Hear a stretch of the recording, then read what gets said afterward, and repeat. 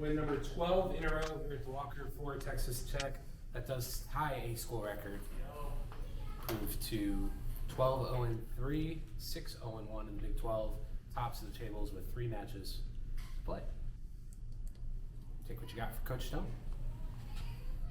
In a game like that, physicality, I guess you could describe it, and then 2 teams at the top of the Big 12 standings and all the history of that with TCU. Just what did that win mean? Well, first of all, I think you got to recognize what a great team we just played, and they showed their class on the ball. They did what they do really well, and it's really hard to deal with. And so I think one of the things that we take away from it, last year they had more of the ball even last year, and we just dug in and played great defense and got the draw.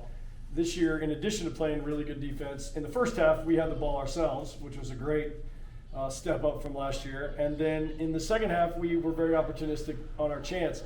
So we're thrilled to win, recognizing all the while that we were under pressure quite a bit today. But a lot of things carried us. One, a veteran back line, unbelievable save by Maddie White, Hannah Anderson, the leader of the decade, and one of the best players certainly in the country. And then, very opportunistic. Who would you rather have on the ball on a steal like that than Sam Courtright? And who would you rather have on a breakaway besides Alex Kerr or Ashley Williams? And so the planets lined up for us on that one. We read it, stole it, and we turned their error, into a goal. Yet when we made similar errors, we buckled. We had emergency defending. We held the line. The other factor that just has to be said is what an unbelievable Sunday crowd we had. I mean, this has got to be the biggest Sunday crowd we've had in years. And that propels us. Red Raider fans are loud and they're proud. And they propelled us, and they could tell we were digging in to fight to try to at least get the shutout. And when we got the go-ahead goal, they were nuts, and they kept cheering for us all the way to the finish line. So fans had an assist tonight, there's no doubt. The emotion was poured from them into us, and we responded really well to that. The first half ended with y'all being outshot 3-2. What changed in that locker room during halftime? First of all, there was tactical changes, and then there were intangible encouragements is kind of the word we're going to use. There was just enough things happening in the world of intangibles that were not going our way. We were not getting to the ball first, which sounds very rudimentary, but it's real. And they came really hard to the ball every time our players were trying to get it to feet, and we need to get there first. I think they dominated in the second balls, the loose balls in the first half, and that was changing the geography of the game. And every time they pick up a loose ball, they get that passing routine going again. They eat geography and they eat clock. So we addressed those. We also addressed the heading, second balls, and then how to get our outside backs into the game, because they had taken a little bit of that away, and there is a response to that, but we were having trouble communicating what that response was. And that response was to get them all the way up the field, running in behind, and Elise Anderson did it, and then Kylie did it, and then Macy did it. And the game started actually to turn a little bit geographically when we were able to get our outside backs higher. And so a little bit of tactics, a little bit of intangibles, and a little bit of passion from the coaching staff to say, hey, come on. You're in this. We've done well here. The score's 0-0. We're just looking for our one chance. And, the irony, I think, of the game is they outshot us, 8-5? Yeah. But the best 4 chances were the one they shot crossed over that Maddie White tipped. They actually had a header at the far post that they missed. And then the other 3 where Z had a flat-out breakaway. And then Alex Kerr stole one, and Sam bent one around the keeper that Kellett made a magical save on. So of the chances, we actually had the better of them, which given the number of shots, you would think we would not have. But I guess you could say we made the most of the things that were out in front of us.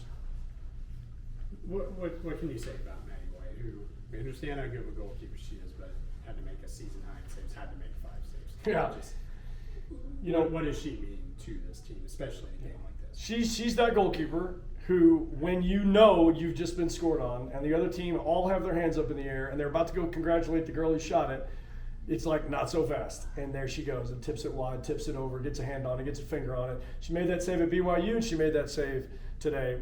Just amazing athlete. I think when the game gets crazier in terms of chaos in front of her, the better she gets, which is a huge compliment. It reminds me of some other goalkeepers I had back in the day in Atlanta. The crazier the game, the better they were. And I think that's Maddie. Anything else for Coach Stone before we bring on the players? Yeah, if you're looking for something, the only thing I would add is just the weekend. When the schedule came out, I was like, at Provo, home against TCU? What is that? Big 12? Almost wrote our man an email. That's a tough one, to go that far and play in front of that many people that don't like you, and then and then come home to play a team that's 4.5 hours away. Like, that just didn't seem like it was going to be a good idea for us, and it was going to be difficult. And so to come away with 4 points on a weekend with BYU and TCU is a real testament to these girls. They know we could have played better today, but they just never gave in. They never gave up, and that's kind of a mark right now for our team. I guess on top of that, not just that, y'all, I mean, well, I guess that's kind of the highlight of it, but also on the road in Austin, and then you got to go to Orlando on Thursday. Just how have y'all dealt with having to do really, maybe it feels like the toughest schedule? You know, that's a really good question. I can always say the spirit of the team has been high since day one. They just like to be around each other. They have a good time when we're at dinner. They have a good time on the bus and on the road in the locker room. And they you know, coaches can only create so much energy before it's like, okay, coach, you know, the team's got to have it. The team's got to own the energy. And they've owned it, and it's not fake. They're really into it. They're really into the season. I think a lot of them see that the last couple of years we've been really devastated by injuries, and we didn't like the way the years finished.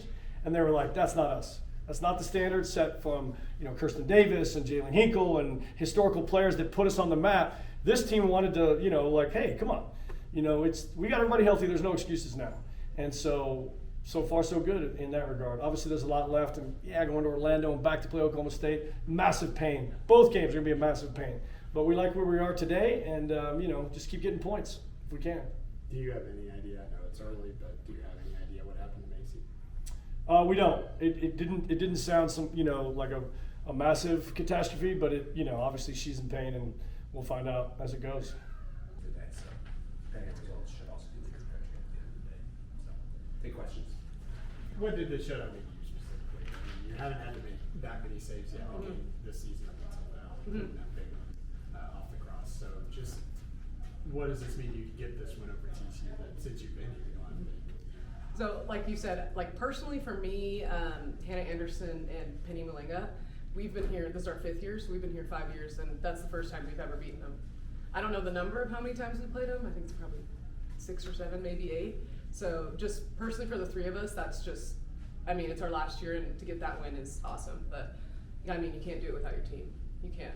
Everyone just played so well, and we just did so good, I think, and that's why we were able to win. Kind of for both of y'all, I guess. How do you feel like the team dealt with the physicality as it came on?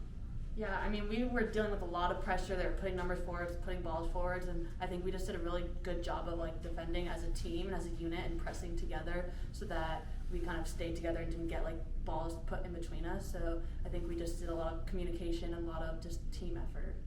I also think we haven't played a team like that. I guess BYU and TCU were our 2 hardest games of the season, and we had them back-to-back. So I think dealing with a little bit of adversity with a team like that is good on the ball and moves the ball well, I think we did well handling it. How did y'all kind of think? I mean, Tom Stone was talking about it earlier. That type of schedule when y'all had to look at it, it's like, wait, I got to go on the road to Provo, and I got to play TCU on the back end of it. How do you feel about it, getting a win and a draw? What is a really tough schedule?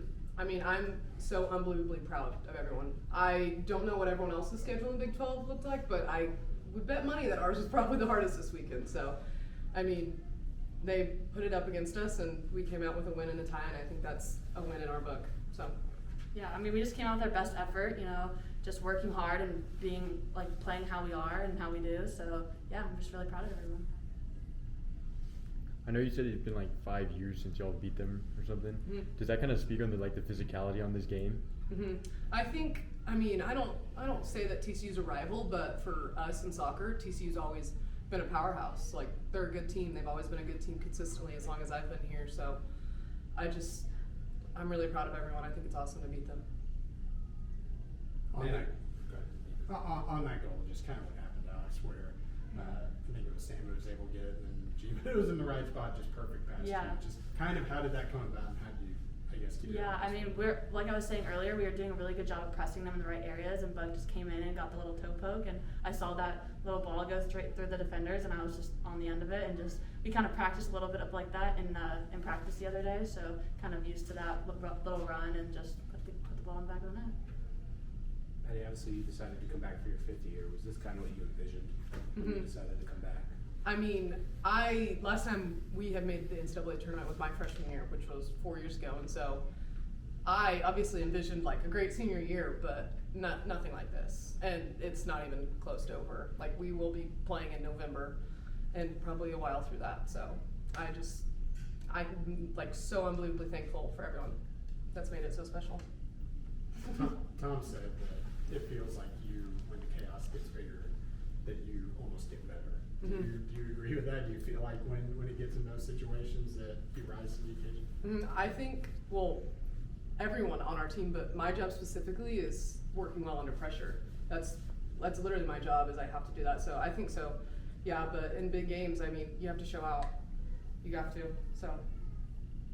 Alex, for you, you scored 12 times in 4 years at Vanderbilt. You got 10 goals in 15 matches here. What's been different this year? And again, for you, is this kind of the role you envisioned when you decided to come here out of the portal? Yeah, I mean, like Madison said earlier, it's a team effort. I mean, we wouldn't be here if we didn't have our great back line defenders and everyone up the field that gets me the ball and makes those run in behind. So, yeah, I'm really appreciative of everyone on the field who helps me score those goals. And, no, I mean, I wanted to go out with a bang in my 5th year, and so this is exactly what I wanted. I'm really proud of everyone and just happy and excited for the road that's to come. Anything else for the two ladies? All right, ladies, thank you very much.